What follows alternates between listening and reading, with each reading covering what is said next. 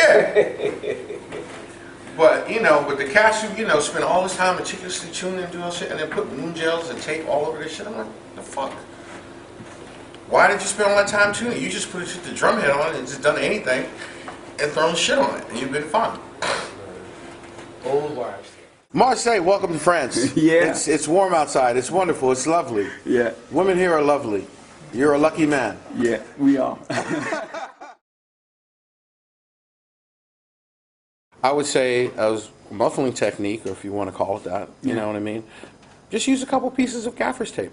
Okay, great. As opposed to moon gels and wallets and so forth and so on. Because a lot of times, too, I find when you use those moon gel things, or if you put a wallet, then when you get on the gig, now it's too much. You know? You can't hear yourself, or you're asking to just monitor, man, turn the snare drum up, blah, blah, blah, blah. This way, you know, it always cuts through.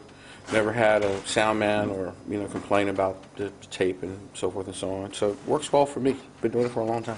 Thank you very much. You're welcome. Buy Drumcraft. They're good.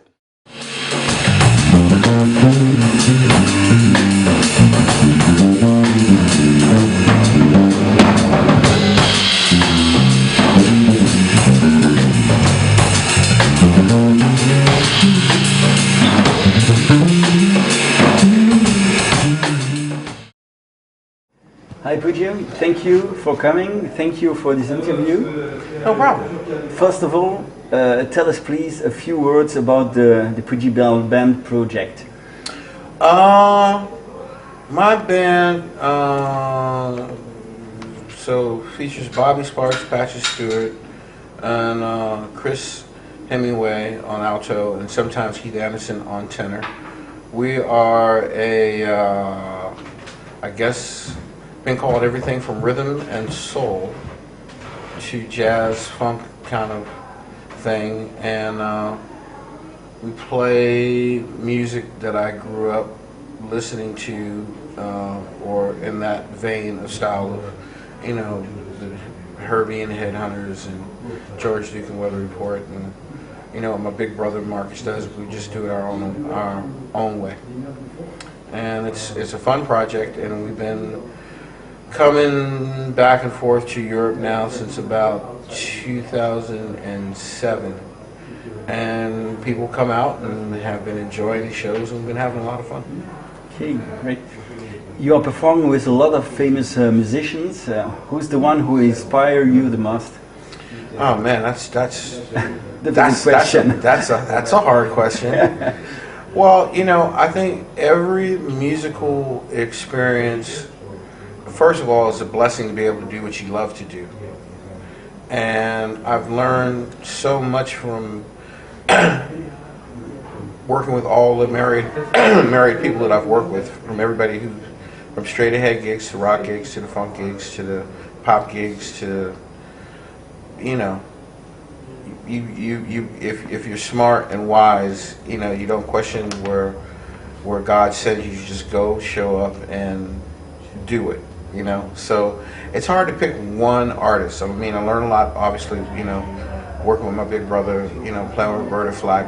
But, you know, this particular tour, I'm working with Reggie Washington and his trio. It's the first time I've ever toured in a trio setting. And it's completely different from other things that I've done, you know, but from DRW big band to, you know, all, you know, but each one is unique within itself. So it would be unfair for me to say, well, this one was the best, you know, because I usually have a good time because I'm doing what I love to do, which is make music. You know? Did you adapt your way of playing drums when you breaked into the R&B world? I had to adjust my way of drumming long time ago. When I was 12, 13, 14, I was a big, huge Billy Cobham fan. So I would play for 8 bars, and there'd be this big, huge drum roll. Every 8 bars, big, huge drum roll. I got to work with a man named Weldon Irvine. Weldon wrote lyrics for Young, Gifted, and Black for Nina Simone, who's a great songwriter. So when I started working with him, first thing he said was, okay, you're going to play 1 and 3 on the bass drum, 2 and 4 on the snare drum, and 8th notes on your hi-hat. Don't touch another drum until I tell you to. You know? So coming up in my father's a jazz musician, so coming up playing jazz, always creating and so forth and so on, which most people don't realize that my background was a straight ahead drummer. You know, I had to learn the discipline of being able to play simple, you know. And it's really funny to me that people just think of me as a guy who just plays pocket, you know. It's really funny because I play a myriad of musical styles, you know. I think the most important thing any musician can do, regardless of what instrument they play, is that whatever music you're playing, you play what that particular music needs. You don't play all the stuff that you practice at home by yourself and then come inflict it on somebody's gig. That's the quickest way to get fired. You know? So I think the most important thing is to learn and understand that every music is different. And I think Ray Charles probably said it the best. It's not, every music has a soul. Can you, the musician, surrender your soul to that particular brand of music? You know? So I've always taken pride in that. You know, whatever gig I've been on, I didn't want to stick out like a sore thumb. You know, you have a lot of musicians going to gigs and literally auditioning for some future gig and hoping somebody's going to see them in the audience and pick them up. You know, when in reality, if you have respect for the music, which is having respect for yourself as well, chances are good you're going to work more. You know. So I think that you should be able to play, if I find myself in a straight ahead setting and I'm playing with a bunch of guys who are like much older than me, well, I'm going to play I'm going to keep things really in the pocket for them, you know. Or if I'm playing behind Chaka Khan, well, I'm going to keep things in the pocket for her.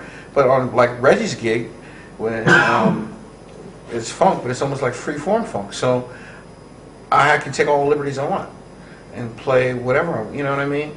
But this music lends itself to do that, is my point. So you have to know when to be able to turn things on, when to turn things off. You know, the sad thing is, in the world we live in now, people want to put you in a box. It's like, well, this person does this person does this person does that. You know, you meet a lot of young guys now, and they'll say to you, well, you know, I'm a rock drummer, or I'm a funk drummer, or I'm a jazz drummer, I'm a this, I'm a that, I'm the other. And I'm always saying to myself, well, aren't you a musician? I mean, isn't that why you started playing music, to be a musician? You know, it doesn't make any sense. I don't think there's anything wrong having your favorites. You know, it's cool. You know, but why would you want to limit yourself to whatever? You know, so if I got called for a Latin gig tomorrow, I'm going to go play with the Latin cats. If Willie Nelson calls me tomorrow, I'm going to go play with Willie Nelson. If Ziggy Marley called me tomorrow, I'm going to go be able to play with Ziggy. You know, you should be able to play what's going on and be able to play it musically, you know. And I think a lot of that is missing now. It's just disappeared. You know? What are your plans for the future? My plans for the future would simply be to keep growing and developing as a musician and as a band leader, you know. It's a completely different thing from being a sideman to leading a band and, you know, dealing with managers and booking agents and club owners and so forth and so on, and always having an answer for someone, because you always have to have an answer, you know. So my goal is to keep working, developing my skills and becoming, you know, a band leader, and hopefully at some point people will not look at a drummer and say, how can you lead a band? You know, I'm trying to eliminate that question. I get asked that question too much, you know. So that's, you know, probably my biggest goal, to eliminate that question.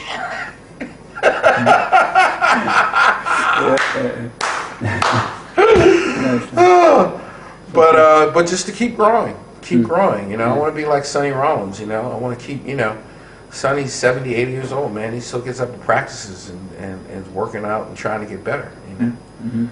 You know, I want to be that guy. In the same direction, what kind of advice would you give us to try to reach your level in the groove? Oh, that's real simple. You have to set a goal for yourself. You have to believe in yourself, and you have to be willing to put in the work. You have to be willing to put in the work. If you are a drummer, pro drummer or amateur or weekend warrior or whatever, and if you live in an apartment or if you live somewhere close to people who hear your drums, if there's someone not in your community complaining about the fact that they hear drums all the fucking time, you're not practicing enough. You're not working hard enough. And I guess the most important thing, develop your own style. Develop your own sound. Don't stop watching YouTube. Stop watching those drum videos. You know, use your mind. Close your eyes. Imagine in your head what the person played. This will help you develop your own sound. You know, we have so many people now. You could hear 10 drummers and hear damn near the same thing 10 times. When I was coming up, everybody was working to try to be themselves, whatever that is, good, bad, or indifferent. You know what I mean? So I'm not saying don't borrow and steal. I'm saying once you do, learn your own, do your own thing, be your own man. Don't be afraid to sound like you. It's okay. You know, because that's what's going to get you work. Mm-hmm. How did you met the Drumcraft brand? Man, Drumcraft. I guess I've been playing drums since I was 2 years old. Okay? This is the first time for a long time that I have been excited about getting up and going downstairs in my basement and practicing.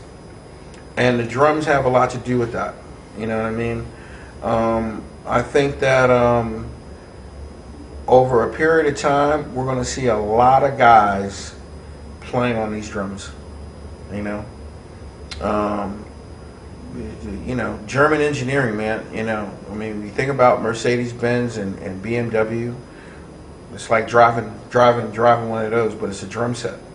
You know, the engineering is incredible. Put it to you this way. For 26 years with Yamaha, all I played was maple drums. They could never get me to play their birch drums. I did a whole tour playing birch drums, thinking they were maple. Okay? Yeah. That's how nice the sound is. The birch drums. And then I asked one of the guys, and I was like, well, we get the wood from Siberia, someplace where the wood's real dense and it's real cold and this, that, and the other. But it's the first time I ever played birch drums. When you think of birch drums, you just think warm tone, warm tone. The drums have warm tone, but they have a tack that's amazing, you know? And I've almost, like, the drums I have in my house that DC sent me are birch drums. And I love them, you know? My wife now is kind of looking at me like, you know, you used to practice before, but you're practicing a lot more now. And I said, well, yeah, you know, I got a really great axe, and it makes me want to get up and go downstairs and play, much to her chagrin. Cool, thank you. This was an interview of Fuji for Give Imac. Thank you very much. Hey, thank you, and my welcome pleasure. in France. My pleasure.